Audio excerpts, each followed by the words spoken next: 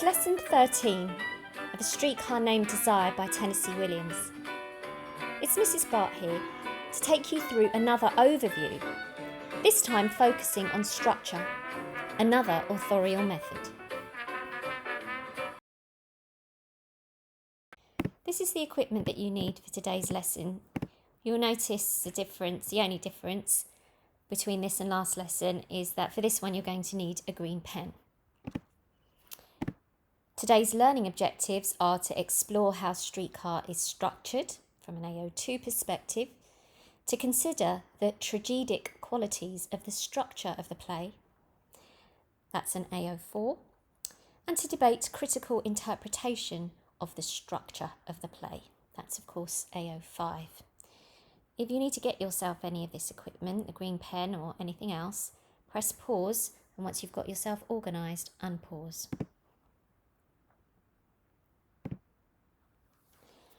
Also take a moment to remind you to turn the notifications of your smartphone, or better still, turn your phone off and put it in a different room so that you can really focus on the learning this lesson. Here's your do now. It's a slightly longer one today, and it's one that you've done before. Everybody writes. It's a question that I'm going to ask you to think about. I'm aware that you don't have all the knowledge yet, but I want to see what you do now. The question is, why might Williams choose to structure his play without the conventional use of act divisions? And there's a reminder here of something that you probably know and were taught even lower down the school.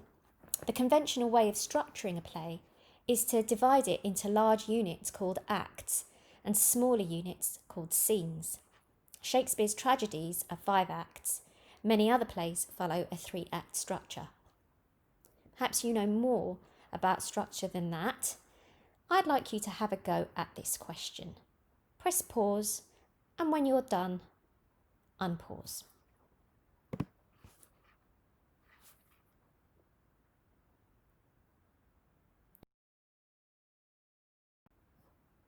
It's now time for some key knowledge, so you'll need your notebook or wherever you take notes. The subheading is 11 scenes, a seamless whole or disconnected episodes. And you can tell that we're looking at AO2 authorial method here. And a reminder, especially if you look at the image, that structure is how a text is built. Streetcar Named Desire is built, structured in very interesting ways. Although an audience in the theatre isn't shown the end of one act and the beginning of another in the same way a reader is, we can still appreciate that structure is vital to a play's meaning. In Streetcar, there are no act divisions.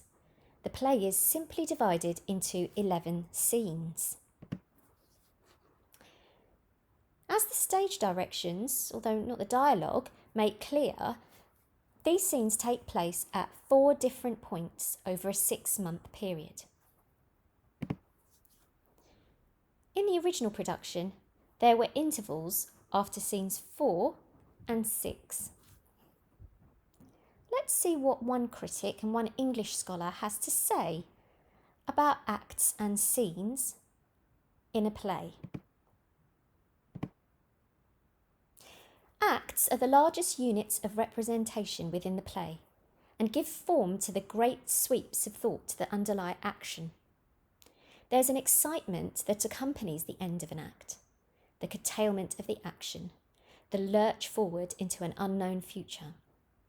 The act break is an opportunity for the playwright to exploit surprise. And that comment comes from Steve Waters from The Secret Life of Plays, published in 2010.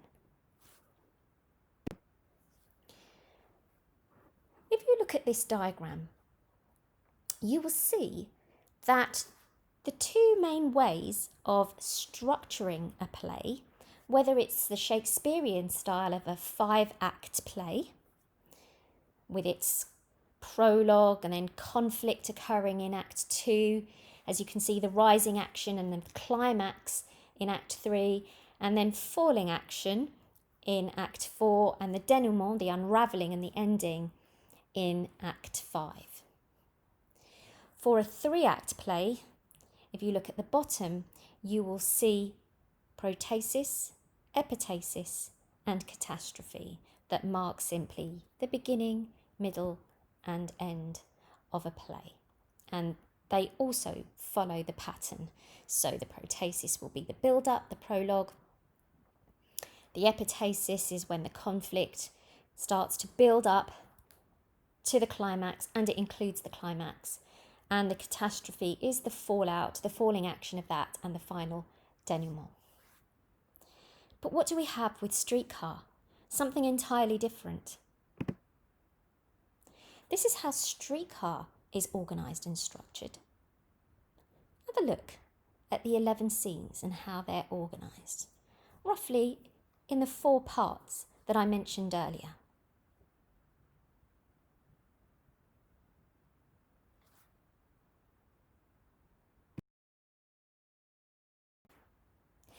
It's time for some exploration now of AO2. In Sweet Bird of Youth, which is another of Williams' plays, he does follow the convention of the act. So it must have been a deliberate decision not to use the act convention in Streetcar.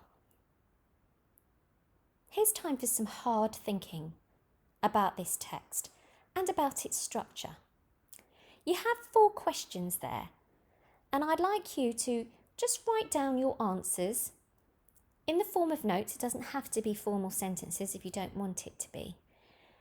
But these questions are designed to get you thinking about why Williams opted not to use the convention of the act in Streetcar. Start when I press pause, and then unpause when you're ready to move on and you've done all your hard thinking.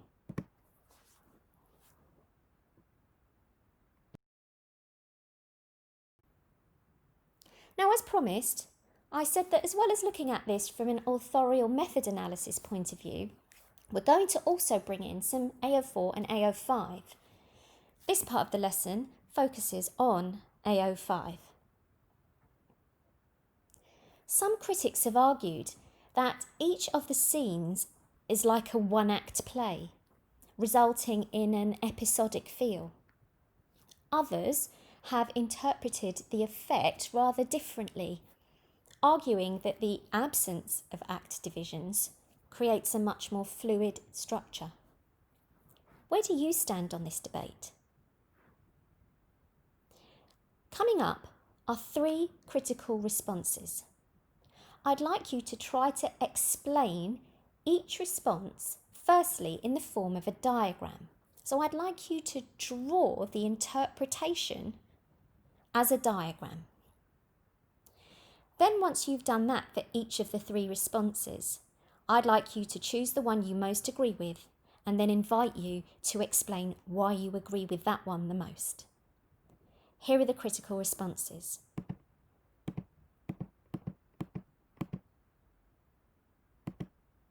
Just a reminder that AO5 is to look at something from a particular perspective, in this case somebody's opinion, and that perspective shines a light to illuminate a particular aspect of meaning in a text.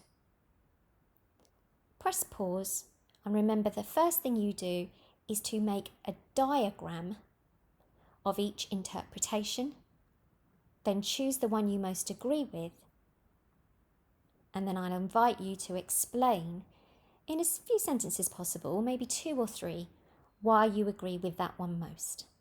Go.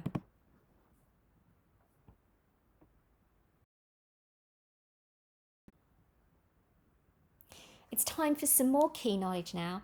Structure is a very big, important area of any text, and particularly Streetcar, where it's very interesting in the way that it breaks with convention.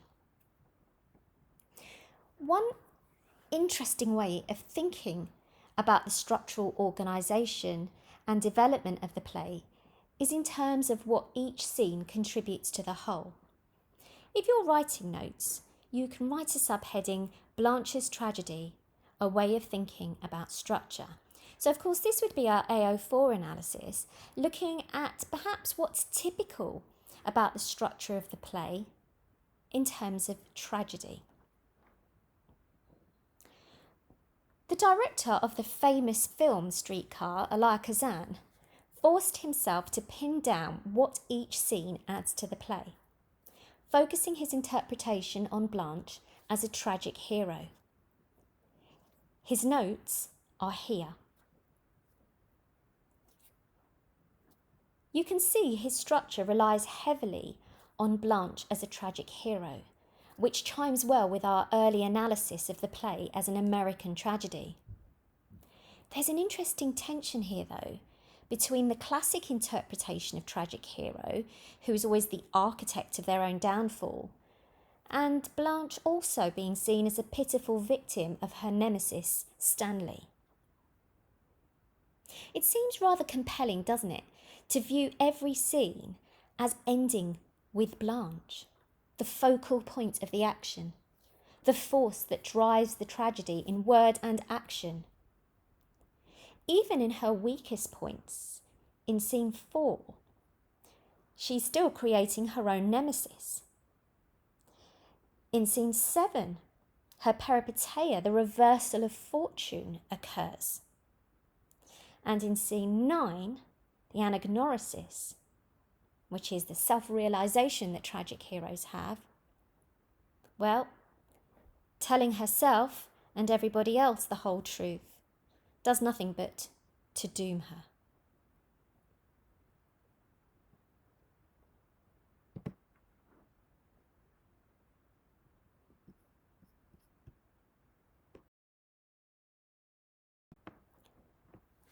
Well, we've come back full circle to the start of the lesson. In your Do Now, you did this question. You called it Everybody Writes. Well, it's time for another attempt. Everybody Rewrites. The question is, why might Williams choose to structure his play without the conventional use of act divisions? You know more now. You've taken notes from the key knowledge parts of this lesson. You've done some hard thinking to explore the play for yourself. I'd like you to start again. Please don't act on your original version, but with your green pen, do another version, a new version, trying to capture everything that you have learnt this lesson. Remember, it's going to include AO1 because it must begin with a beautiful claim and evidence to support it. A structural analysis of that evidence is AO2. Remember that evidence, when you're writing about structure, can be a reference rather than a direct quotation. And you also have the option to include AO4 or AO5 to develop the paragraph. As usual, you will submit this according to Show My Homework instructions, and I'm going to be giving you feedback on how you've got on. Thank you for your focus.